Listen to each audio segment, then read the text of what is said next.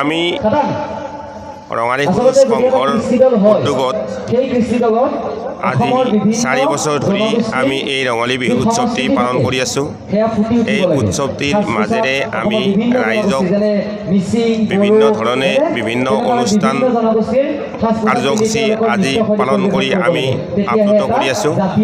আজি আমাৰ 4ৰ্থ বাৰ্ষিক ৰঙালী বিহু উৎসৱ। এই উৎসৱত আমাৰ সন্মানীয় আমাৰ BTCৰ EM ৰণেন্দ্ৰ নাৰ্জাৰী ছাৰে আহি গঠনমূলক পৰামৰ্শ আগবঢ়ালে আৰু আমাৰ BTCৰ প্ৰাক্তন EM মাননীয় গণেশ কছাৰী ছাৰে আহিও আমাৰ বিহুতলী শুভ উদ্বোধন কৰিলে আৰু ৰাইজক বিহুৰ বিষয়ে বিভিন্ন ধৰণৰ গঠনমূলক ভাষণ ৰাখি ৰাইজক আপ্লুত কৰিছে।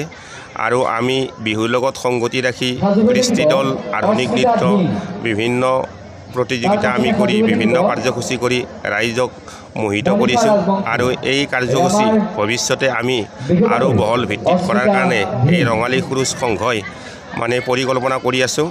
এইখিনি আমাৰ বিহুৰ উদ্দেশ্য।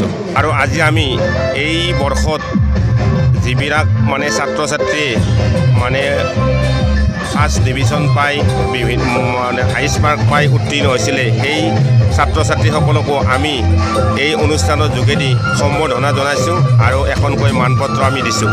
এইখিনি আমাৰ আজিৰ বিহুৰ উদ্দেশ্য।